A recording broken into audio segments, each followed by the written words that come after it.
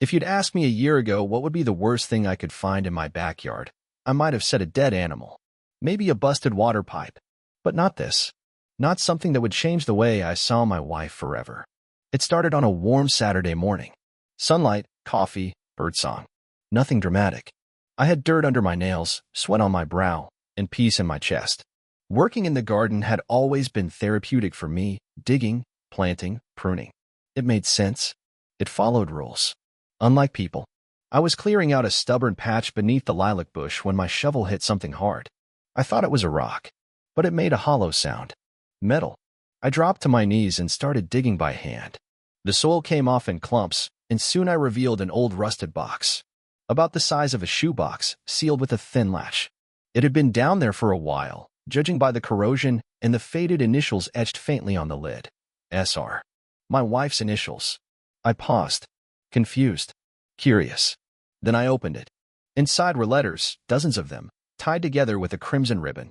Beneath them, a few trinkets, a bracelet, a key, and a folded photograph. I pulled out the top letter and unfolded it with care. The handwriting was beautiful, delicate, and deliberate. My dearest Sarah, you are the secret part of me that makes the rest bearable. Our time together never feels like sin, only survival. Until next time. Yours, always D. I didn't breathe for a while.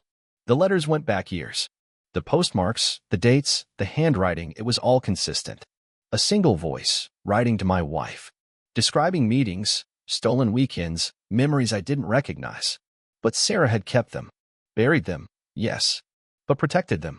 Wrapped in ribbon, hidden in our own backyard, like a time capsule of betrayal. I looked at the photo. It was her smiling, candid, caught mid-laugh, sitting at what looked like a hotel balcony. She wasn't alone. Someone was holding the camera. Someone who made her laugh like that. I closed the box. I didn't storm inside. I didn't yell. Instead, I carefully reburied it. I covered it like a crime scene. Like a body I wasn't ready to report. When Sarah came home later, bags in hand from her usual shopping trip, she kissed me on the cheek and asked how the gardening went. Productive, I said. Found something unexpected. Oh, she smiled. Treasure. You could say that. She laughed. That laugh I used to love. I watched her walk past me and suddenly felt like I was standing next to a stranger in my own home. That night, she fell asleep with her back turned to me. I stared at the ceiling, wide awake. Every sound in the house felt louder. Every breath she took, every rustle of the blanket, every heartbeat in my chest screamed at me to confront her. But I didn't, because I wasn't ready to lose everything yet. Not until I knew the whole story. Not until I knew who Dee was. And not until I knew how far the lie had gone. That night, I whispered into the dark, "You buried the wrong thing, Sarah." After I buried that box back in the ground, the world didn't look the same anymore. Not our house. Not our conversations. Not her. It was like I had woken up inside a copy of my life, slightly crooked, with cracks I had somehow missed before. Sarah didn't change a thing. And that was the most disturbing part. Same smiles. Same jokes. Same goodnight kisses. Same cinnamon-sprinkled coffee in the morning, her little ritual to sweeten the day. But now, every time she said that, I wanted to ask, who else are you sweetening your mornings for? Sarah? I didn't ask. I watched. She always kept her phone screen down, even when she left the room. Notifications turned off. If I asked, "Did you hear your phone ring?" the answer was always, "Oh, I must have missed it." I stopped listening to her words. I started watching her movements. They always tell more. One night, she told me she had a late meeting with her team. She grabbed her laptop, put on a smart blazer, added a touch of lipstick, something she rarely did for me. She only put in that kind of effort for work. I nodded. Good luck. Don't stay too late. She kissed me on the cheek. Don't worry. When the door closed, I waited 10 minutes. Then I sat at her laptop. The login was easy. I knew her password. Our old cat's name plus the year we met, Basil 2011. Her inbox was clean. But the archive folder? Dozens of emails. Most of them from the same sender, D.Clark at. Daniel.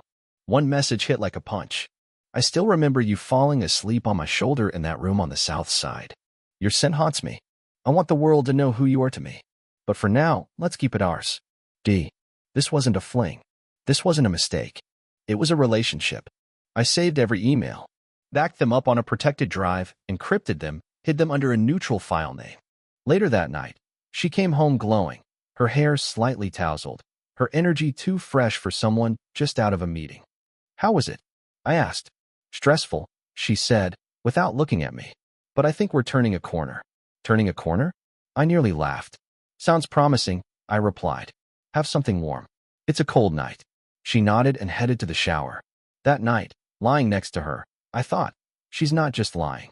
She truly believes I believe her. That was her power. She thrived on control. She performed.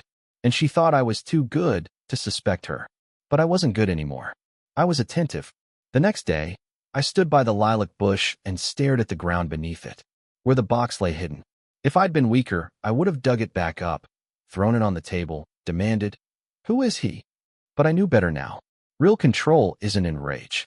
Real control is in silence. She had lied to me, played with my home, my time, my loyalty. Now, I would play with her peace. And believe me, this was just the beginning. After weeks of silence, I stopped thinking like a husband and started thinking like an investigator. I didn't let emotion get in the way anymore. I became clinical, methodical, cold. Because if I let even a fraction of my anger leak through, I'd confront her too soon, and I wasn't ready for that. Not until I knew everything. So, I started tracking patterns. Sarah, to her credit, was consistent. Not just in her stories, but in her habits. Her lies moved like clockwork. Monday evenings, strategy meetings. Thursdays, book club. Every other Saturday, spa day. I didn't argue. I just nodded, took mental notes. And later, I wrote everything down in a notebook I titled Schedule B. I treated it like data. I made columns. Date, excuse, departure time, return time, behavior before/after, clothing, observed inconsistencies. I wasn't just watching anymore. I was documenting a case. One Thursday, she said she'd be home late because her friend Hannah had a crisis. She even sighed dramatically and said, "Poor thing. Her boyfriend is a mess." Then she left wearing heels I hadn't seen before and perfume I hadn't smelled since our honeymoon. So I waited 20 minutes. Then I drove to Hannah's house. Lights off. No car in the driveway. Dead silent. Next stop? The hotel off Route 62. Not a sketchy place. Clean, quiet, discreet. The kind of place you choose when you don't want to be seen. I parked across the street and waited. And just like I feared, like I knew, Daniel's SUV pulled in. A minute later, Sarah's car pulled in behind him. They entered through the side. I took photos, timestamped them, then drove away. I didn't need to see more. I already had too much. That night, when she came home, she kissed me. Her lipstick was gone, her earrings were off, and her voice was a little hoarse. "How's Hannah?" I asked casually. She hesitated. "Oh, tired. But she'll be okay." I nodded, then went back to my notebook. Entry, Thursday 7, Hannah Lie. Hotel, 9:17 p.m. arrival. Photo evidence. Subject returned 11:46 p.m. Voice change. Makeup inconsistent. I became obsessed with details. I bought a GPS tracker, placed it under her car bumper late one night while she slept. Within 2 days, I had location history, every lie confirmed, every meeting exposed.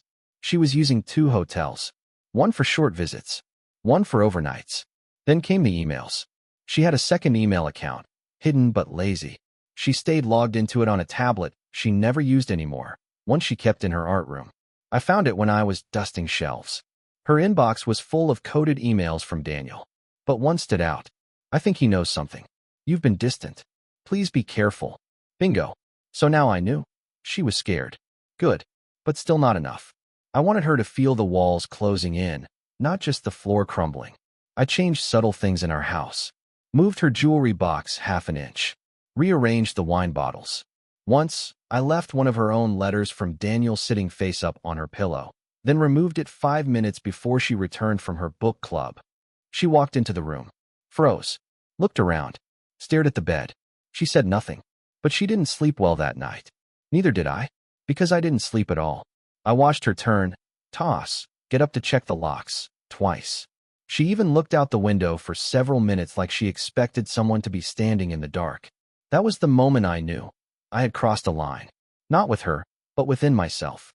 I was no longer a betrayed husband. I was a man preparing justice. And justice, I had decided, would be slow, personal, and unforgettable. There's an art to making someone destroy themselves. You don't scream. You don't accuse. You don't slam down proof in front of them. You just take away their comfort. You strip them of the quiet security that lets them sleep at night. That's exactly what I set out to do. By now, Sarah wasn't just cold toward me, she was tense with herself. I saw it every morning in her eyes. She didn't know who I really was anymore. Was I still the trusting husband, or something else entirely? She lived in that gray space where every word had to be measured, every move calculated. She was already punishing herself. I merely set the stage. I started small. Subtle disruptions. I moved her favorite perfume bottle slightly out of place. Switched the mug she always used to a different cabinet. Turned the thermostat up 2 degrees. Tiny things. But she noticed. Her laptop froze twice that week. Once, I left an incognito browser tab open on a random site, not connected to her in any way, but strange enough to trigger unease. She began changing her passwords. Too late. I already had them all. One evening, while she was out with a friend, I called Daniel's office from a masked number and left a simple message with the receptionist. Tell Daniel, the husband knows. So does the board. Nothing more. The next day, Daniel didn't show up to work. When he finally did, he looked pale and anxious. Someone said he sat in his car for an hour before going inside. The cracks were spreading. At home, Sarah was cracking faster. She began asking strange questions. Have you ever thought about starting over? Do you believe people can truly change? Do I seem different to you lately? I gave her nothing. Just smiles and neutral answers. We're all a little different these days.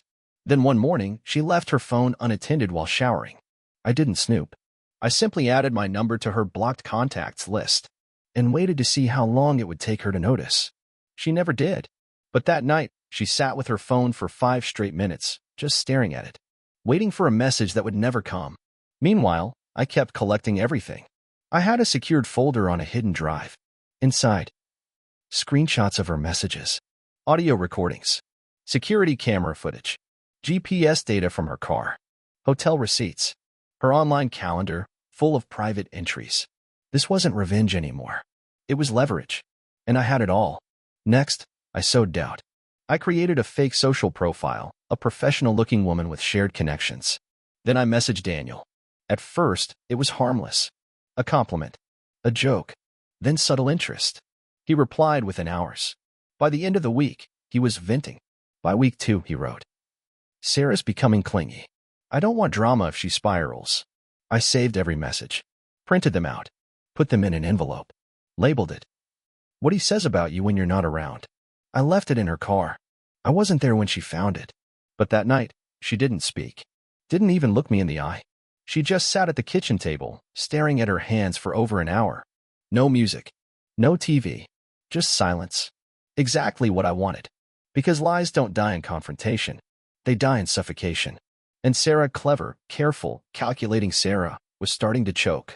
It happened on a Wednesday. Not a dramatic day. Not an anniversary or a holiday. Just a Wednesday. Overcast. Quiet. The kind of day most people forget. But I never will. Sarah was already on edge that week. She barely touched her food. She flinched every time her phone buzzed. She kept asking if I was okay too often. She even suggested we take a weekend away, just the two of us. It was her panic disguised as intimacy. I told her, sure. We'll plan something. She smiled, but I saw the lie in her eyes. It wasn't a real plan. It was a plea to rewind everything to before I knew. Too late. That night, I executed the next stage. I printed every single file, emails, messages, receipts, GPS logs, photographs, and sealed them in a black envelope. On the front, I wrote only 2 words. Start over. I left it on her pillow. Then I went for a drive. No destination. Just space. Just silence. I returned 2 hours later. She was sitting on the bed, envelope opened, papers scattered around her like debris from an explosion. Her makeup had smeared.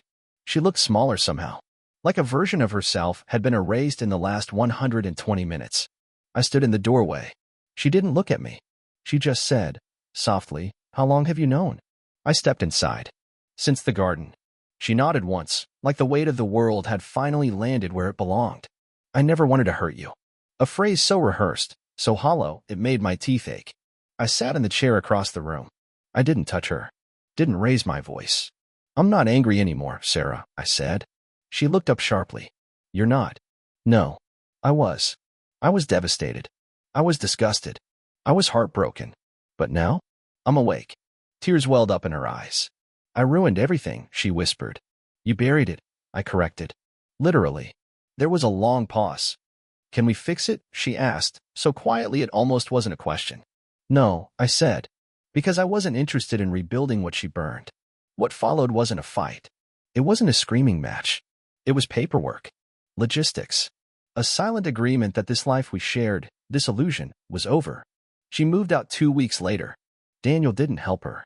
Last I heard, his wife had served him papers too. 2 marriages scorched. 2 families crumbling. All because of desire wrapped in secrecy. And yet, despite the wreckage, I felt something unexpected. Relief. Like walking out of a building filled with smoke you didn't realize you were choking on. I started sleeping again. Deeply. I deleted old photos. Not with anger, but with finality. I donated half the furniture, repainted the living room, and tore out the lilac bush in the garden. Yes, that bush. I replaced it with a Japanese maple. Something new. Something that would grow taller than the lies ever did. People started asking where Sarah was. I gave them the truth. She left. If they pressed, I added, she had another life. I decided I preferred mine. Simple. Honest. Clean. Some people were shocked. Others weren't. The ones who really knew me just nodded and said, good. Because what burned wasn't the marriage. It was the illusion of who we were. And in its ashes, I started building someone better. You don't realize how much weight you're carrying until you finally set it down. That's what those first few weeks felt like after Sarah left. Not a celebration. Not triumph. Just quiet. Like I'd been living beneath a hum for years, and now, for the first time, I could hear myself think. I cleaned the house like I was erasing fingerprints. The scent of her shampoo still lingered on the pillowcases. I threw them out. I boxed her things, carefully, methodically, and had them delivered to the temporary apartment she moved into. No confrontation. No messages inside. Just an ending, sealed in cardboard. I didn't cry. Not because I didn't care, but because the grief had already passed through me like a storm. Now, all that remained was stillness. And from that stillness came something unexpected, clarity. I started waking up early. Not because I had to, but because I wanted to. I drank my coffee on the back porch, watching the sun rise over the maple I planted where the lilac bush used to be. Its red leaves whispered of change. I stopped checking my phone every 10 minutes. I stopped listening for footsteps in the hallway that no longer came. I started breathing again, not just through my lungs, but through my soul. People tiptoed around me at first. Friends, neighbors, coworkers. They weren't sure what to say. Divorce makes people uncomfortable. It reminds them that anything can break. But I made it easy for them. I didn't play the victim. I didn't tell horror stories. I just said, it didn't work out. But I'm okay now. Some nodded and changed the subject. Others looked at me with admiration, or maybe disbelief, as if they expected me to be shattered. But I wasn't. I was rebuilding. And when you're rebuilding, you don't look back. You lay bricks forward. I went back to therapy. Not because I was broken, but because I was curious. I wanted to know why I hadn't seen it sooner. Why I'd been so willing to settle for less than truth. My therapist said something that stuck with me. You didn't ignore the signs. You trusted. And trust is never the mistake. Misplacing it is. That line hit me like a freight train. I'd always believed the failure was mine, that I should have been smarter, sharper, colder. But maybe I wasn't wrong for loving. Maybe I was just loving the wrong person. So I forgave myself. Fully. Without conditions. One afternoon, while organizing old files on my laptop, I found a folder I'd forgotten, photos from the first year of our marriage. I hovered over the delete button for a moment, but then I moved them to a hard drive and packed it away. Not erased. Just stored. A part of my history, but not my future. And then, slowly, things began to bloom. I joined a hiking group. Nothing intense, just weekend trails with a few folks from town. Fresh air, moving legs, shared silence. It felt good to be among strangers who expected nothing from me. I reconnected with my brother. We hadn't spoken properly in years, but he reached out after hearing the news. Said he was proud of me. Proud, not for surviving, but for choosing myself. That night, I wrote something in my journal I hadn't been able to write in months. I am not lost. I was just misled. And now, I'm walking home. I didn't expect to hear from her again. But 3 months after she left, Sarah reached out. Not with apology, not with ownership, just a short text. Can we talk? Just for a minute. I stared at the screen for a while. My thumb hovered over delete, but something stopped me. I wasn't angry anymore. Just curious. I replied, "Sure. Tomorrow. 4 p.m. My place." She arrived 5 minutes early. That alone told me she wasn't here for closure. She was here because her world had collapsed, and I wasn't going to fix it for her. When she stepped into the house, it was as if she walked into someone else's life. I had changed everything. New paint, new furniture, new air. She stood in the doorway like a stranger. Her voice was small. "I like what you've done with the place. I like who I've become in it," I said. She flinched. We sat across from each other at the kitchen table.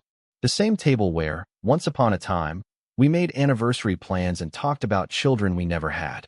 She folded her hands. "I'm not here to beg," she began. "But things haven't been good." Daniel left town.